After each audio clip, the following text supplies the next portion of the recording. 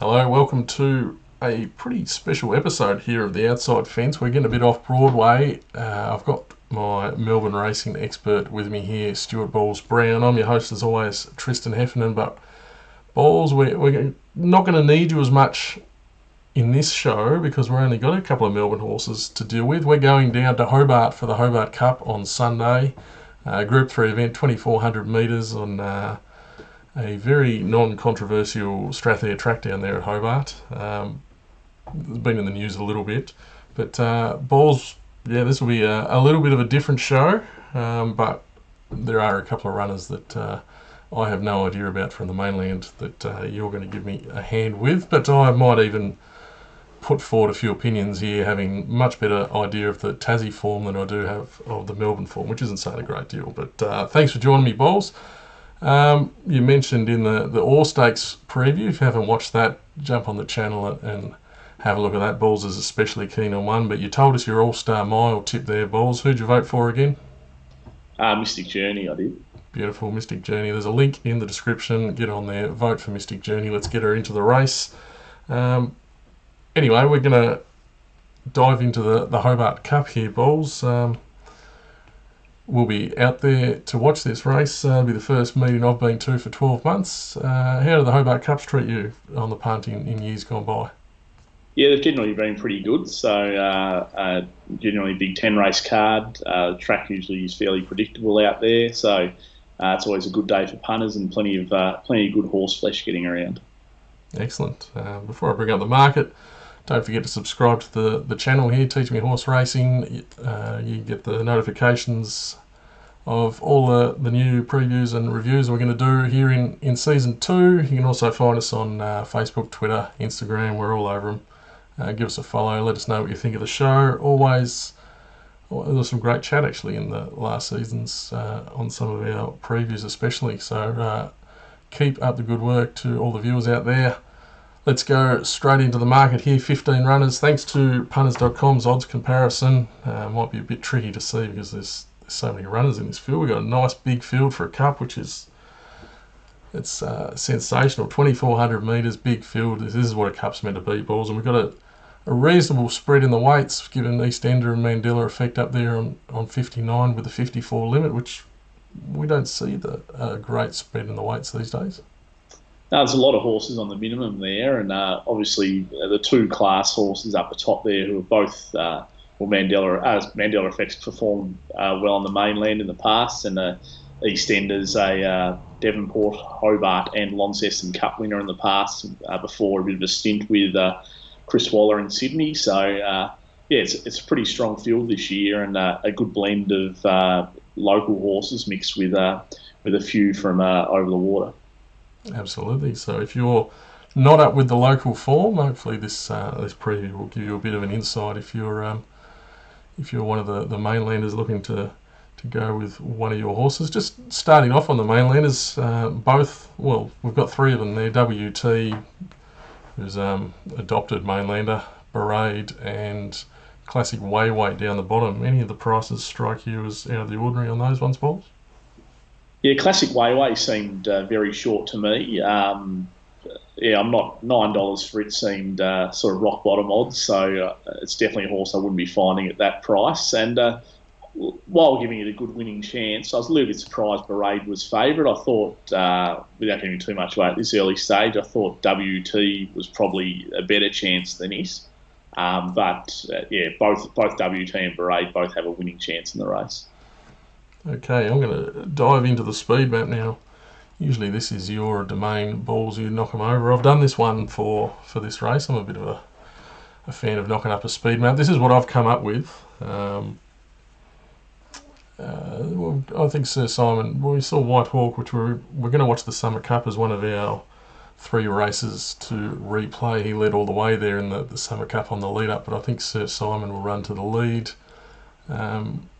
I think they will run along, so while I've squashed this up a little bit just to get it all on the screen, so Mandela effect, Captain Cook, a couple out the back there, I do think there's a pretty good chance Mandela effect might be able to slot in with if Sir Simon just sort of opens them up a bit as they go out of the straight the first time. So I don't think there's going to be too many issues for for too many of these horses, even despite the big field, just because I think Sir Simon is going to run along up in the lead, and GG Fiorente, I think we'll be happy to be right up there with him as well. Have I got the mainlanders right there, Balls? Barade and WT seem pretty easy to find going back in the field, and Classic Wayway I thought might take advantage of that good draw with a couple of 2400 runs under his belt. Yeah, I couldn't argue too much with the positions you've got those in. WT notorious for sort of generally getting too far back or putting himself in difficult positions to win from, but it's likely from that gate they'll be a bit negative on him. Barade was ridden a bit cold at Eagle Farm in his most recent start, so I'd assume they do that once again from that whitish gate. And as you said, Classic Wayway, given it's on the minimum weight, it's drawn a low gate as well. You'd think they'd have to use that gate and look to be relatively close. One I wasn't 100% sure on here is Shady Hustle, was a horse that has been settling back, but I noticed they've got the blinkers on here, so if she begins well from gate 1, she might actually push up closer to the speed. She has led in smaller fields over shorter trips, so she does have the pace, and maybe the blinkers will unlock that, but I think gate 1 scared me in a cup ever since Sky Heights in the Melbourne Cup a long time ago, Balls. Yeah, and the other thing with gate 1, I suppose, with blinkers first time, if they do want to take a position, it can be a bit risky. If the horse does get keen and you're there locked away on the inside, it can pretty much be curtains for your chances. Absolutely. I might just touch on the track before we dive into the first of the replays. There's a fair bit of rain forecast leading into the meeting Friday night, especially Saturday. There's sort of 10 to 15, 10 to 20 mils has been spruiked by your friends at BOM, who are generally right on the money, as we've found, Balls. But I've seen a bit of talk about some wet ground maybe being the case. But just one point I wanted to note from the Summit Cup meeting is this was our first meeting back on the Elwick track, and they put on about 100 mils of irrigation on the track, and it raced really firm still. So I think if they get 10 to 15 on the Saturday, I don't think that's going to make too much difference at all. We have to note there's a meeting on Friday. There's a twilight meeting for the Derby, so the rail's in the true position there. We go to 3 metres, I'm guessing, for Cup Day. 3 or 4 metres. It's going to be 6. Well, yeah, okay. It'll be somewhere there. So if it does rain during the Derby meeting, they might chop up the track a little bit. But if it's not too bad when they're actually racing on Friday, I think we're going to get hopefully a pretty good surface for Sunday. Any further thoughts on that, Balls? Yeah, I tend to agree. I suppose if the rain does come on Friday whilst they're racing, they obviously might get into the track a little bit. But if they sort of if the rain can sort of dodge when they are racing, I tend to think we'd be on a good track come Sunday. And worth noting, the Summer Cup meeting, it was pretty. It definitely wasn't a disadvantage to be up on speed or nearer the inside. And this is a new track every week. There's been some issues, but if it does race in a similar fashion, that's something that by the Cup time we'll know plenty about. So be sure to keep an eye on that.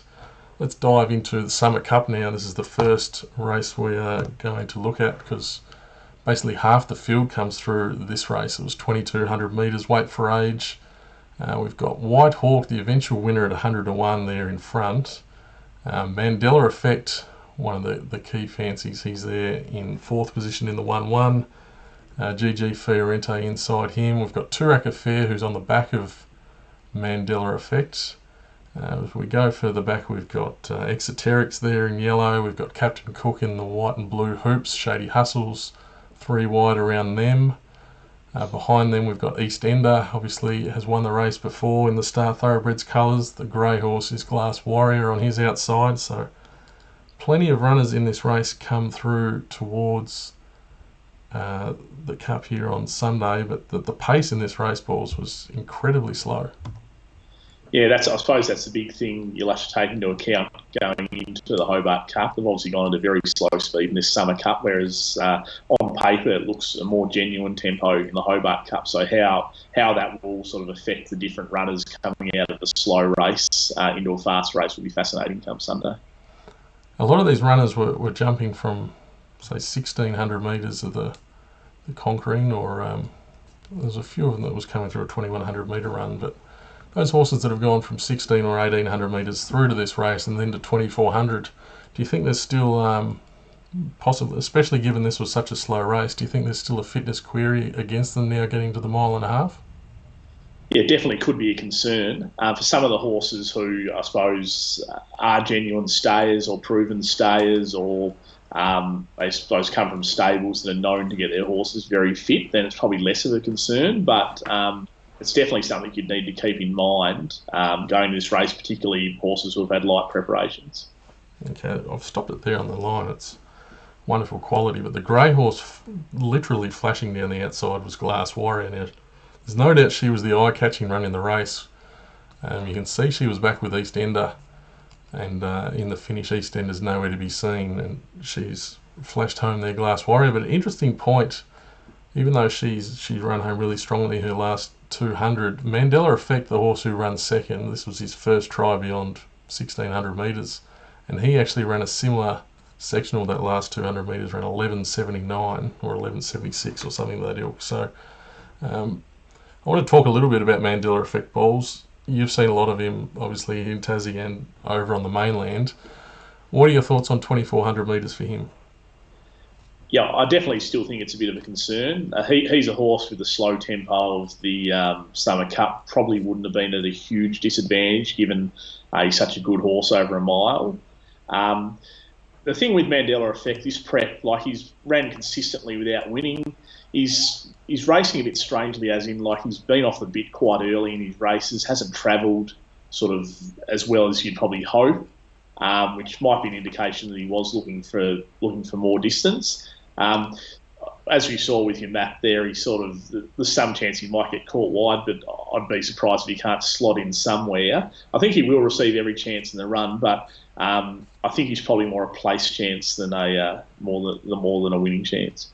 59 kilos is a big ask at 2,400. Is that a major negative in this race, or he's a very big horse, very strong horse, and he's carried big weights for much of his career. So it's definitely a little query given that you're up over 2,400. And I tend to think once you get to these sort of distances, then weights do start to mean something.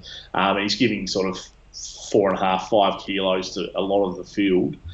So yeah, and add to that his sort of query at 2,400, particularly if it's a genuinely run race. That's I suppose part of the reason why I've got him more a place chance than a winning chance. That's what we should mention about this race being weight for age. A lot of these horses are dropping in weight. Glass Warrior, as I pointed out, she drops 3 kilos on this run in comparison to Mandela Effect and Eastender. Last year's trifecta in the Cup actually were the mares in this race. Toorak Affair was last year's winner. She beat Shady, Hustle and Glass Warrior, and then Glass Warrior ran really well in the Launceston Cup as well. So they're all proven at 2,400 metres. What did you make of this run of Toorak Affair? She was a really popular favourite. She came off a weight for age win at 1,600 metres and 1,400 metres. Looked to have every chance in the run, but definitely hit a really big flat spot, Toorak Affair. Although she hit the line pretty well, I found it really hard to sort of know what to make of. Yeah, it was a bit of a weird run. You can see as they come towards the turn here, she's travelling really well on the back of, say, Mandela Effect, and looks like that she's got plenty there and nearly ready to explode as she gets to the outside.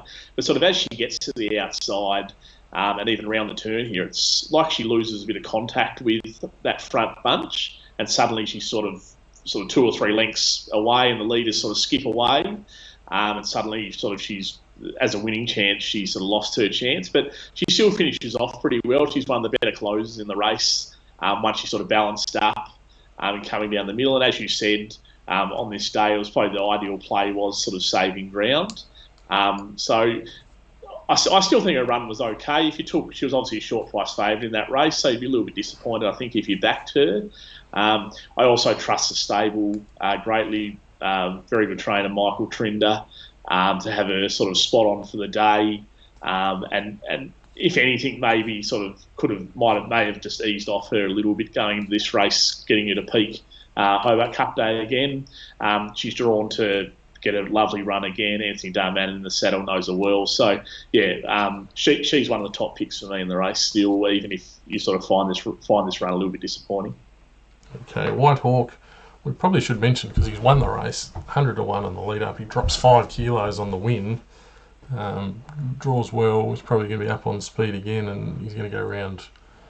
Well, he's pretty big odds again. Can we make any case for White Hawk?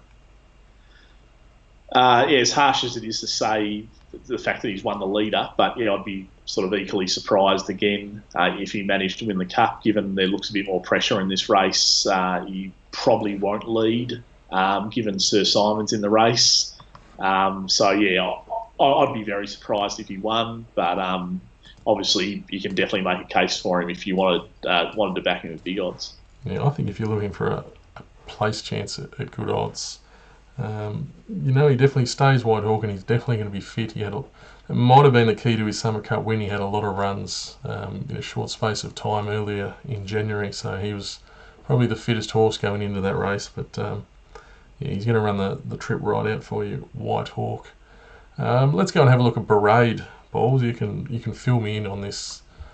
Well, he is the favourite. We've got a race here from Queensland, was his last run. The shootout quality at 2,200 metres. Now he's coming around the field in the OTI colours with the black cap. So he's number 9. He's in the yellow and navy hoops in the 3 wide line trucking into the race. Tell me a bit about this horse, because most of his racing, well, after he's come from Sweden, and that's all well documented, but he has done a lot of racing in Melbourne. Yeah, he has. He sort of, it was just going as a horse sort of probably 3 or 4 months ago, but his last few runs have been sort of a vast improvement on what he's been doing. He's probably sort of found his best form, probably acclimatising to Australian conditions. This race here, he's pretty much had every chance. He settled back, got a nice sort of track up into the race, and found the best part of the track there at Eagle Farm. The second horse there, who's the Grey Line, you definitely make an excuse for him in this race. He had to sort of duck and weave and duck back towards the inside there. Now, Grey Line's he's a handy horse, sort of in these staying races. He's a bit limited. He sort of is what he is. If you sort of, I suppose, want to take a direct line and sort of say if he was in a Hobart Cup, how would he go? He'd be sort of thereabouts in the market without sort of, you could be oozing confidence that he'd be a strong winning chance. So, yeah, as I said, I think Barade is a good chance in the race. I'm not sure he's deserving to be favourite, but, yeah, he's one of the winning chances. I watched his last few runs, Barade, and he does seem quite one-paced, but just kept plugging away to the line. So I was surprised that he's had a few failures over the 1.5 miles. Do you think there's any worry about him at this longer trip? Yeah, I wouldn't be too concerned. I'd say he's had 2 failures in Australia at around that 2,400 metres, but I'd probably tend to say that was sort of more to do with the form he was in at the time rather than sort of the horse he was. Obviously, he's in a lot better form now. So, and as you said, he looks quite one-paced, and he looks a horse who is always in need of ground. So, yeah, I wouldn't be too concerned about the 2,400. Obviously, he still needs to tick the box, but yeah, it wouldn't be something that would concern me greatly. Okay, I'm going to go to one more replay here. This is a benchmark 66 from Elwick. This was on Summer Cup day over 2,100 metres, a little bit shorter than the Summer Cup. And this is one of my favourite horses, this big grey horse, Sir Simon. When we pick it up, he's had a big battle for the lead with a roughie called Pink Eyes Pride. They were about 10, 12 lengths in front at one stage until he's taken over the lead here, and they did seem to ease up and let the field get back into it, but even though he had the 62 kilos with the claim, Sir Simon, he was way too classy. I think this horse is the best roughie in the race. I want to run you through a little theory I've got on this horse, Balls. You've heard it before, but this is for the viewers because I've probably annoyed everyone I know with this theory. This horse didn't race until he was 5. He's out of a really good mare, Cat's Claws, who's produced a lot of good runners down here in Tasmania. He's by Tickets, which is the same sire as Eastender, and they're about the only 2 horses I've ever seen by Tickets. But he didn't race until 5, and they had a lot of trouble working him until they sent him down to Scott Brunton, and he started working on the beach where he could work in straight lines, and that's all his legs could hold up. This is what they were saying after his first couple of runs, when he was showing a lot of ability over the shorter trips. You can see that nothing got close to him in this race. But the theory I have is his legs don't really hold up to working around corners. They work him in straight lines at the beach. A lot of his racing has actually come at Launceston, which is quite a tight track with a short straight. He went to a Longford Cup, which is even tighter, and was a bit disappointing as favourite. But if you go through his form and look at his Hobart form, which is a big long straight run down the back, a much longer straight than Launceston. We're talking about 300 to 350 metres in the straight. All his form at Elwick is well, there's only been one horse. He's only been beaten once at Elwick, and that was when he was desperately unlucky in a maiden. He's won by big margins, so he's going to go around at big odds here in the Cup. 2,400 metres is a bit of a concern. I'm just going to let this run though, because as you'll see in the run through, Cody Jordan, the apprentice that was on him, she didn't have a whole lot of success trying to pull him up. He just kept wanting to run and run and run and run. So he also likes a bit of sting out of the track. So if we do get a fair bit of rain that affects the track more than what we're sort of hoping for, that would be in his favour. And given he's the likely leader in the race, the pattern on Summer Cup Day, if the leaders somehow happen to be advantaged again, that's up his alley as well. So I just wanted to show that replay, balls. You're probably not as big a rap for Sir Simon as me. The times don't really support him being quite up to this grade, and he's been found out in this grade in the past against horses like Toorak, Heffernan, Glass Warrior and Shady Hustle, but he hasn't been in a big race at Elwick before. So that's what my theory is on that horse. Do you have any thoughts on Sir Simon? You certainly make a good case for him at the price. I do tend to agree that he's sort of the X-factor horse in the race, where I tend to think we probably haven't seen the best of him yet. And whether we see that on Sunday or not, time will tell. But he's definitely an exciting horse, and that point you make about his form at Elwick, definitely has some merit to it. Yeah, there is some chance he'll be going at the 200 and he'd just be an absolute bunny for the others. But I think at the price, it's definitely going to lure me in for something. I'm going to pull back up the market now. Let's talk about these other two mainland runners. WT is a horse that I thought would be favourite when I went through. Interesting, Jai McNeil though is listed to ride at the moment, but we may have some issues there, Balls.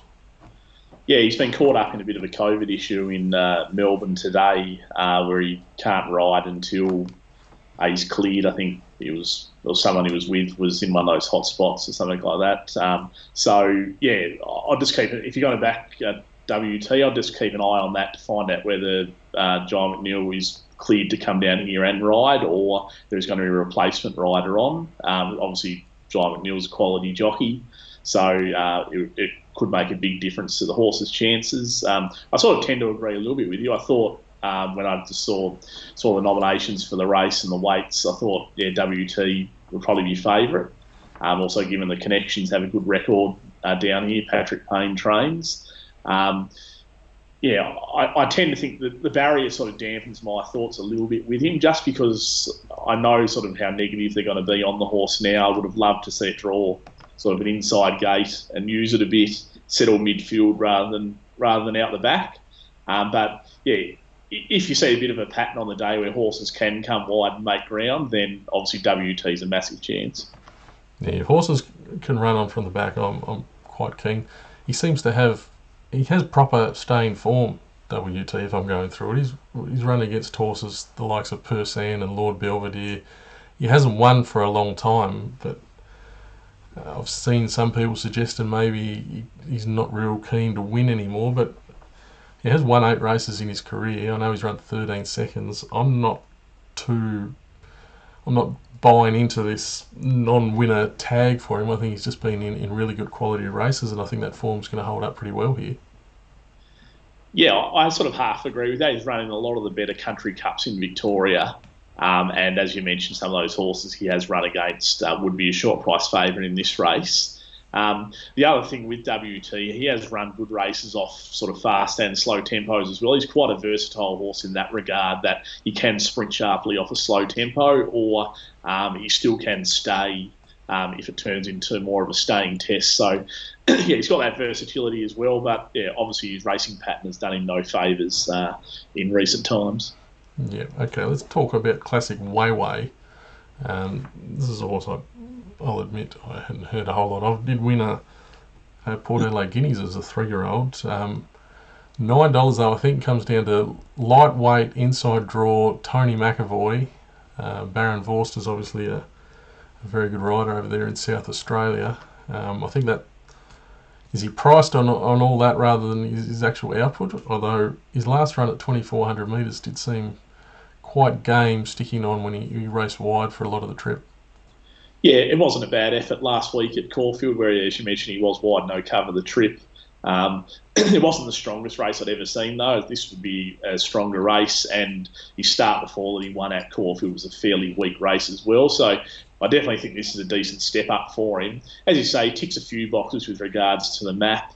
He comes from a good stable. He's got a good jockey on, lightweight, and it has had those two 2,400 metre runs coming into this race, so he's going to be nice and fit.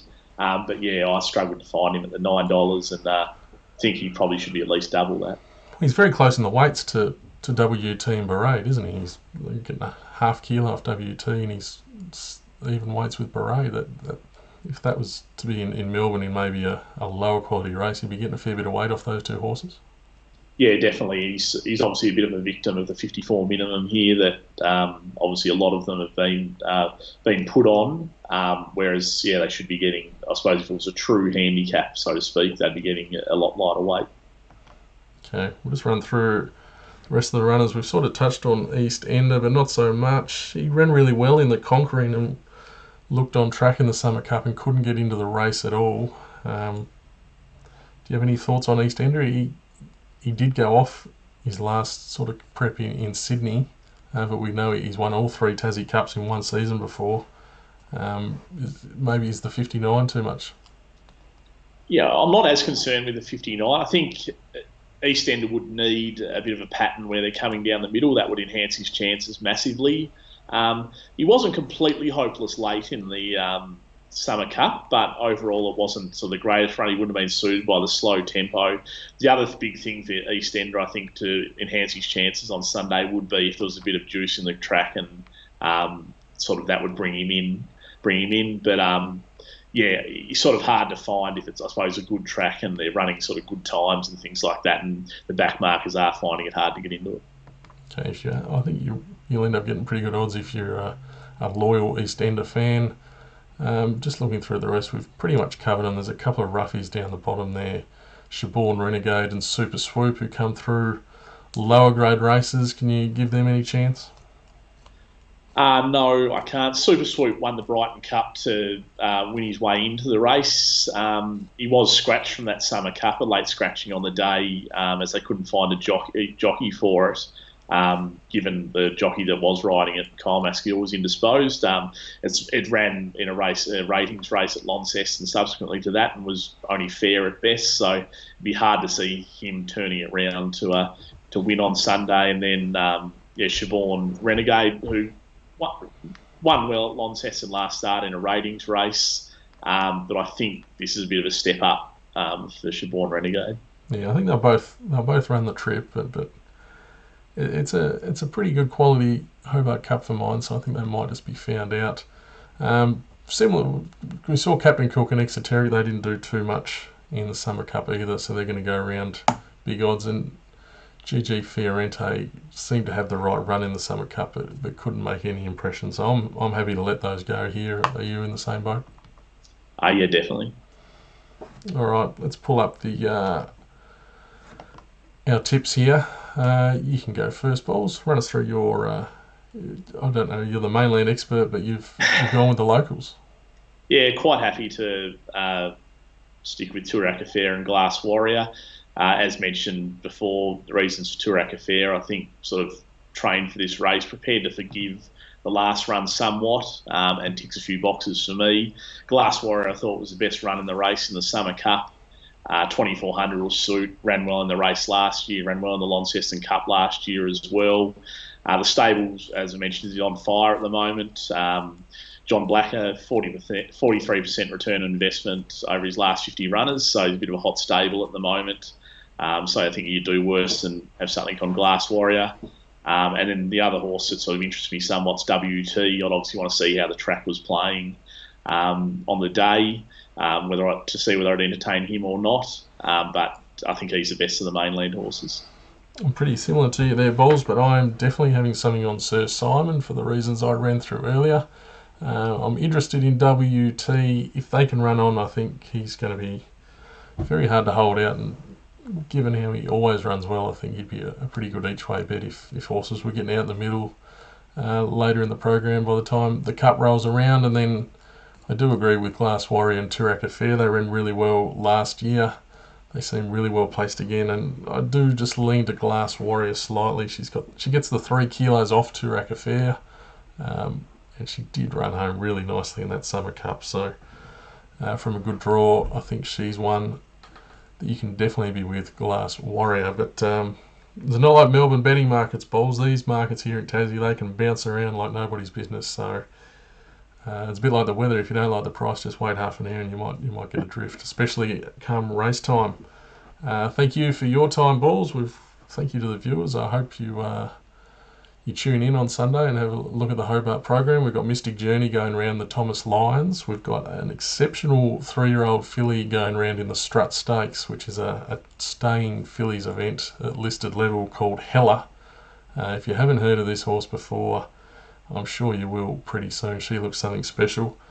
And the race has been robbed a bit of interest in the Bow Mistress is on as well. DeRoche is going to start a really short favourite with the scratching of Still a Star, our other All-Star Mile nominee. So it's a great day's racing on Sunday in Hobart. Tune in. I think the Cup's a great race, and hopefully we've helped you pick a winner out for yourself, and you can have some fun there on Sunday. But we'll sign off there, Balls. Thanks for your time, as always.